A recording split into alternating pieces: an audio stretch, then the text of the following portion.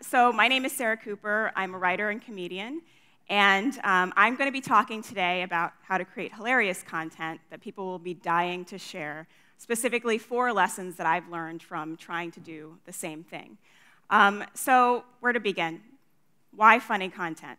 It's hard to be funny, right? People are scared to be funny. You'll see this on LinkedIn a lot, where people will share something humorous with like an apology. Like, just a little humor, sorry, please still take me seriously. It's really strange because I think that humor is probably one of the easiest ways to create a connection with someone. When you're laughing, you're just experiencing joy. You're not really thinking about anything else. And so when it comes to your brand or your audience or your clients, making them laugh can be probably one of the quickest ways to actually establish that connection with them. But even better, people are really motivated to share funny content. It's number 2 on the list of reasons why people share. They see something that's funny and unique, and they want to put it out there because they want all their friends to think that they are the source of funny in their community. So it's another really great way to actually spread your brand and spread your message. So about 2 years ago, I created thecooperreview.com, and it receives over 250,000 views every month, and the only reason I say that is because it sounds more impressive than 250,000. Try it. So the posts that I create there get shared thousands of times, and through creating this website and creating content for this website, I've learned some very specific things that I want to share with you today. So here they are. Number 1, tell the truth. Number 2, teach something silly.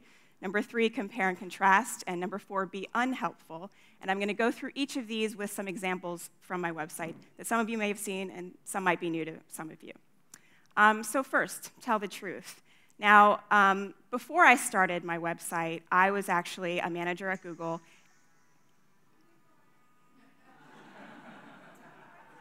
Please turn off your phones. Tell the truth. So I was a manager at Google, and I was in meetings all the time. And this was my most viral article that I created, and it was because I was always in meetings, and I noticed something. When I said something in a meeting that made me look good, I would replay that moment in my head for hours, sometimes days after. And then I thought to myself, what if that's the point of my career? Just to look smart in meetings. And I started to notice the other things that people would do that didn't necessarily mean that they were intelligent. It just made them look really good. Translate percentages into fractions. Someone said, oh, 25% of people clicked on this button. And someone else said, oh, about 1 in 4. And made a note of it. Wow. I was blown away by that. And, everyone is very impressed with quick math skills, I think. Another one is pace around the room. I remember when I was in a meeting and a VP got up and started pacing back and forth. I was like, what is he thinking? Is he pissed off at this presentation? Is he about to cancel this project? I had no idea, but I know that my respect for him went through the roof. Another one, ask, will this scale? No matter what it is. No one even really knows what that means, right? I don't even know. But it makes you look smart, and it drives engineers crazy, so it's a good thing to do. So what did I learn from this? Basically, I was just telling the truth. I made observations. And a lot of people think to be funny, you got to be zany, you got to be crazy, you got to be really clever. But my favorite comedians, like Louis C.K., he's just making observations, just really great things that people are thinking but not saying, and he's just actually bringing that out to the forefront. So don't try to be funny. Try to be honest. Say exactly what's happening, and you'll get that laughter of recognition, which is what was happening before. People recognize these things, and it makes them laugh because they say, oh, this is so me, or this is so that other guy that I know that I don't like. And if you can't make these observations yourselves, it's a great way to actually get your community involved. Ask your community, what are you experiencing?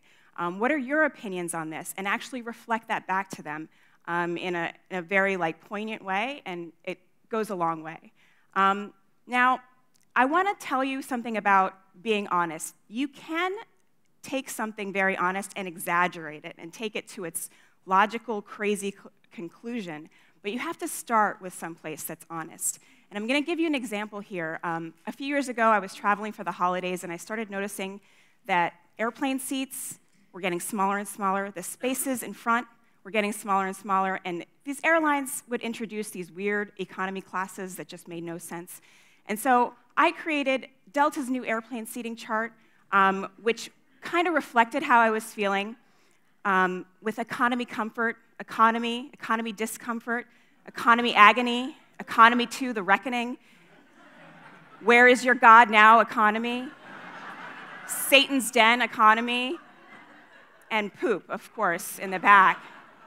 Now, these classes don't exist in real life, but that's how they feel. So it starts from a place of truth, and then it goes to a crazy place. So you can do that.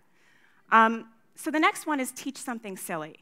Now, being in meetings a lot, I noticed something about myself and everyone else in the meeting, is everyone was nodding.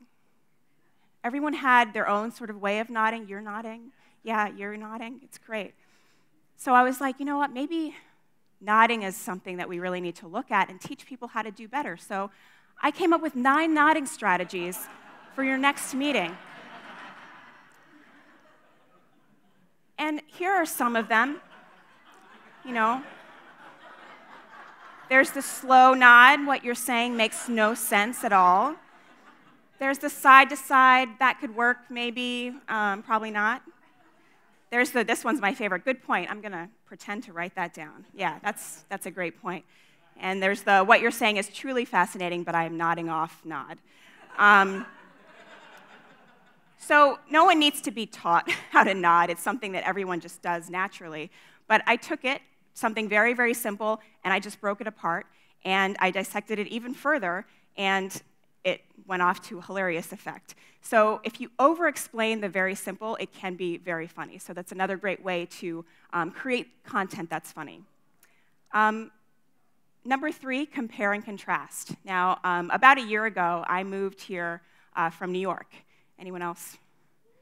Woo! Yeah. That's how you say I'm from New York. And I noticed very quickly there are a lot of differences between New York and San Francisco. And I created this post, and I created a part 2 about a month ago because there are so many differences. I could talk about this forever. Occupations, New York, law, medicine, finance, tech. San Francisco, tech law, tech medicine, tech finance, tech. A lot of you are in tech here. Attitude, New York City, get the bleep out of the way. San Francisco, everyone's just silently judging you, just silent judgment everywhere. False pretenses in New York City might look rich, but they are not. In San Francisco, might look poor, but probably a millionaire. So this is how I basically contrasted the 2 cities. I took some interesting categories and made these panels. But you can also do something where you take 2 things that seem like they shouldn't be similar and make them actually compare them and show people how similar they are. And I did this about a month ago with my toddler versus CEO, where I actually showed people how similar toddlers are to CEOs. Blurts out random opinions that are then treated as gold. Uses special made-up words. Asks you to drop everything to do something and then changes his mind 5 minutes later. That happens a lot. Replies with answers that make no sense. Collects and quickly discards expensive toys. That happens a lot too. So this is basically just taking 2 things that didn't seem similar and showing you how similar they are. So compare and contrast. Pick 2 sides that people will understand and identify with really, really easily. You'll get people arguing. That's a good thing. You'll get people kind of trying to take sides and prove their point. And you want that to happen because that means that people are really, really engaged with your content. And use unexpected comparisons, like false pretenses is kind of an unexpected, category to compare two cities, but it worked. And number 4, be unhelpful. I was talking to an uncle of mine about a month ago about meetings and the work that I was doing around meetings, and he said, what I need help with is not falling asleep in meetings. And I heard this from a few people that just these meetings are long and a lot of them are really boring and it's hard to not fall asleep. So I created a flowchart. Will you fall asleep in this meeting? Now, it asks some pretty obvious questions. Is it a morning meeting? Are you a morning person? Will your boss be there? But it all leads back to yes, you will fall asleep in this meeting. So this is a very unhelpful flowchart. This isn't going to help you with anything at all. But it just reflects back that truth that we all are probably going to fall asleep in this meeting. So be unhelpful. Turn what to do into what actually happens. And you'll probably start to see this if you haven't already. These step-by-step, like 1, 2, 3, they aren't actually telling you what to do. They're telling you the reality of what happens. Like, go to brunch. Number 1, stand in line for 2 hours. Number 2, eat a snack that you had in your purse. Number 3, you're too full for the pancakes you ordered because you ate the snack while you were in line. Like, these aren't actual steps. That's just the reality of what happens. And so it's very funny when you reflect that back to people. This can be done with step-by-step guides, flowcharts, cheat sheets, etc. Now, I want to do some bonus tips. And these actually apply to everything that you do. And these are things that I've learned over the past 2 years of creating content. Make it visual, reduce, reuse, recycle, stay positive, and test it. So make it visual. My 10 Tricks to Appear Smart Meetings was actually just a text article at first, and it did really well. But when I changed it into an infographic with illustrations, it did even better. So do whatever you can to make whatever you're doing more of a visual presentation. Even things that, like the toddler versus CEO, there's a lot of text in it, but it's still an image. It's still something that people can easily understand at a glance and will want to share more than if it's just text. Reduce, reuse, recycle. Now, my nodding strategies was a video at first, and I took that video and I turned it into 9 animated GIFs, and I put that into an article. Now, the video did okay. The 9 animated GIFs did 10 times better. So you're not always sure exactly how your content is going to perform in a certain format, so don't be afraid to take it and turn it into something else and see how it does on another platform or in another format. Stay positive. Now, this is something that someone actually pointed out to me about a year ago about my work, is that I do try to stay away from anything that's mean and cynical and angry, and it's not an easy thing to sort of see if you're doing it or not. But when you're making fun of something, a lot of times you can come off as sort of negative, and you don't want to. You want to stay more on kind of the sassy, snarky, playful side. And one thing that you can do if you're not really sure what note you're hitting is to test it. And this is something actually I learned from an Onion presentation, is they would create headlines and tweet them out, and then if those headlines did well on Twitter, then they would go and actually write the article. And so you can do things like that. You can test ideas using small investments and small audiences and see how well they do, and then invest the time to actually make it. The other thing that I do is I have a small group of people on Facebook that are friends and family, and I actually ask them for opinions on what I'm doing. I send them drafts, I ask them for ideas, and it's worked really, really well, because once you share something, you automatically start looking at it from that third perspective and seeing it in a different light and seeing if it's going to work or not. So definitely test it. So now I'd like to open it up for questions, if anybody has any questions. Thank you so much. This was really awesome. Do you do all of your own drawings and visuals? I do do them, but I have a special technique because I don't know how to draw, and I'm just trying to teach myself how to draw. So what I do is I take stock photos or photos that I find that I can have the rights to, and I trace them. So a lot of the illustrations that you see on my site are actually traced from photos, so that's why they really look like people, because they are based on people. So yeah, that's one way to just get started with drawing, and I found that it creates more of a personal touch than just using a stock photograph or something like that. All right, we got another question right here. 1, 2, 3. Hi, I was curious, once you actually create this content, how do you get it out there to see if it's going to do well or not? So I've developed some methods for getting it out there. The first thing that I do is I put it on my website and I share it on all my social channels. And then about a week later, I will share it. I'll put it on the exact same content on Medium. I'll put it on Huffington Post, and I'll kind of share it out that way. So if I have any other channels, I'll put it there as well. And I'll also try to like change the content, maybe grab just an image from something and put it on Instagram and kind of, you know, reconfigure it for different social networks. But yeah, I mean, basically it's me just putting it in as many places as I can possibly find. Other questions? All right, ready? Coming to you. Yeah. So It fell out. does it work? So when you are creating content, do you sometimes sell this content to other people? And if so, at like what point in your process, since you are putting it on social first and do you at some point say like, oh, I'm going to try to sell this article to, or this comic to such and such, and at what point in your process do you do that, if so? So I've created some content that has gotten sold, but usually it's created specifically for someone. A lot of the outlets that want to buy content won't buy content that's already been posted in multiple places.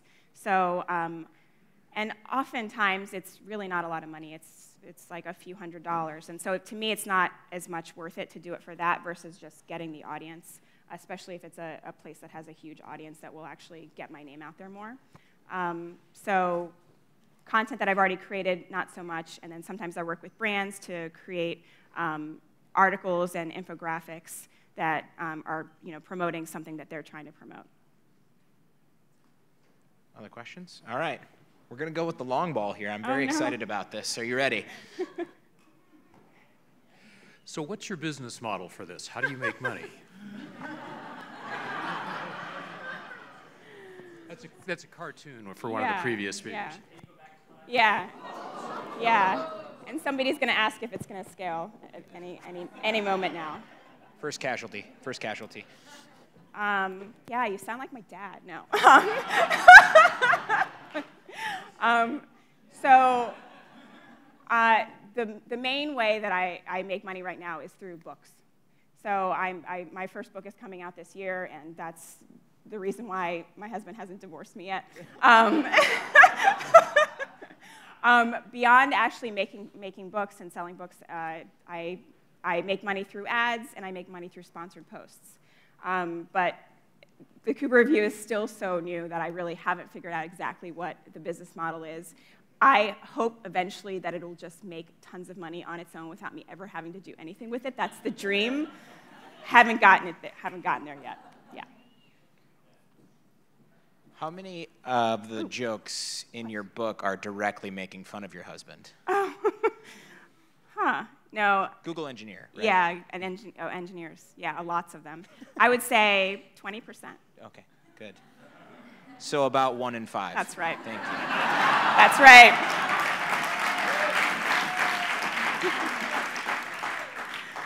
Okay, cool. So just to reiterate, the main tips: tell the truth, teach something silly, compare and contrast, be unhelpful. And bonus tips: make it visual, reduce, reuse, recycle, stay positive, and test it. And thank you very much. My name is Sarah Cooper. You can find me at the Cooper Review. And buy my book, Business Model.